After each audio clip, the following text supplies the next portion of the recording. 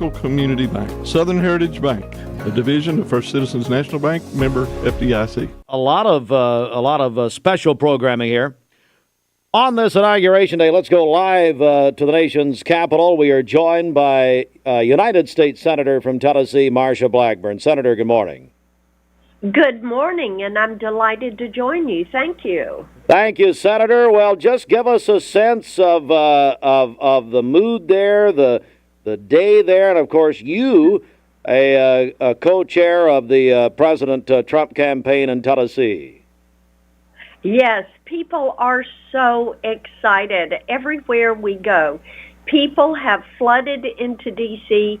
They are celebrating. There are thousands of Tennesseans who have texted or Facebooked or contacted us and said, hey, we are going to be here at home, trying to stay warm and stay out of the weather and looking forward to watching and celebrating.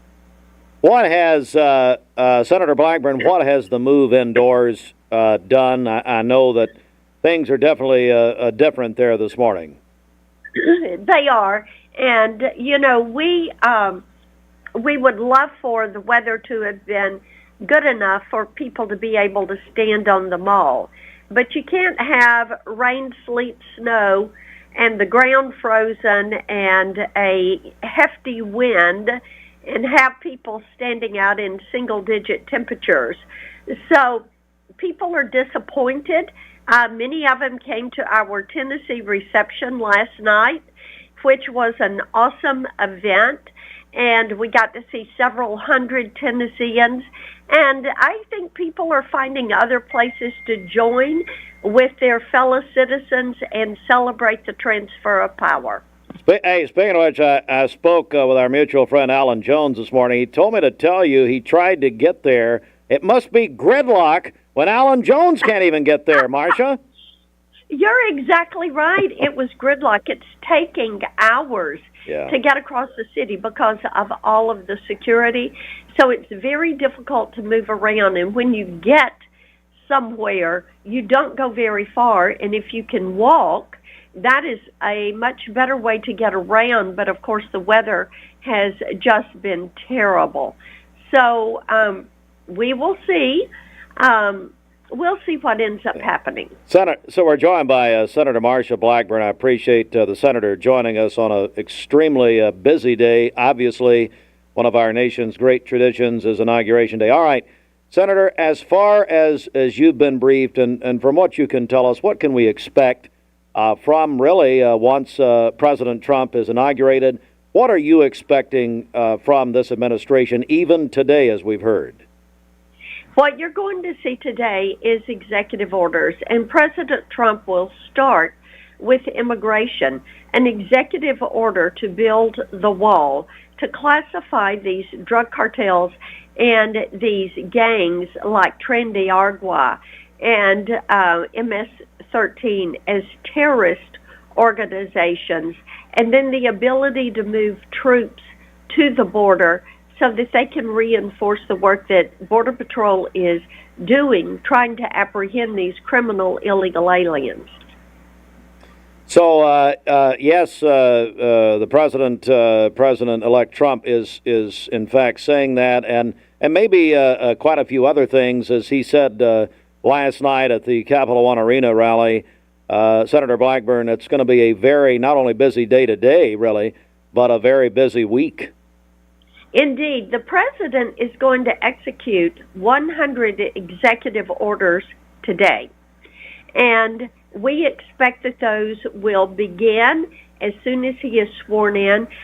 I am one of the guests for his luncheon that will follow immediately. It is in the Capitol, and it immediately follows the inaugural ceremony. So we think that at that luncheon, he will begin with the national security executive orders. He is going to follow with some energy executive orders and some deregulatory measures. But 100 today, and look for more to come every day this week.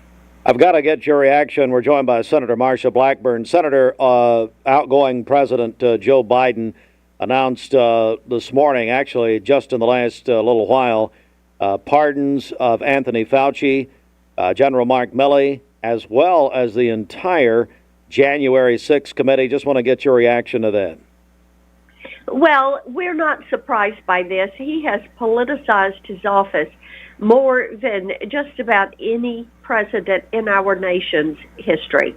And what we feel, or what we have assumed, is that he and his staff believe that Milley, Fauci, and members of this committee were in violation of U.S. law, and therefore he is issuing these preemptive pardons because now that Republicans are in control, we will find out exactly what happened over at the DOJ and the FBI, what took place around January 6th.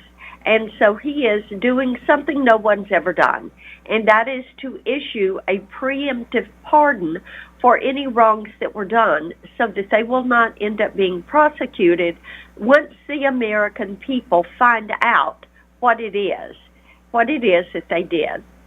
Senator Marsha Blackburn, so I've got to get your take on this. Media reports late last week indicated that there is a great possibility that you, ma'am, are going to announce your candidacy for governor of the state of Tennessee. Do you have any reaction to those reports? Steve, we have been so encouraged by people to look at this race and to seriously consider it. I have told them that once we get past today, I will give it all serious consideration. I am so honored that so many of our elected officials in the state and our state legislature have asked me to give it consideration, and we will do that. And would you consider, if you do that, announcing it right here? Well, you're a good friend, and by the way, my buddy Aubrey Preston said to tell you hello this morning. Well, I was going to say, Aubrey is back in town, as you're very well aware, and he was giving me some stories yesterday about Marsha Blackburn prior to becoming senator. I believe were you a commissioner of something in the entertainment industry, is that right? I reorganized the film office to make it film, entertainment, and music, yes, and worked with with Governor Sundquist. And Aubrey and I developed a great educational program. He's a great guy, and I tell you, Alan Jones, we have loved having Alan and Janie up here for the inaugural activities, and you're right, the traffic's been mighty bad when Alan Jones can't get somewhere, you know. You may want to shoot him a text, Senator. But anyway, all right. Hey, I know you're very busy, Senator. I really appreciate the time here this morning, and thank you very much. You got it. Take care.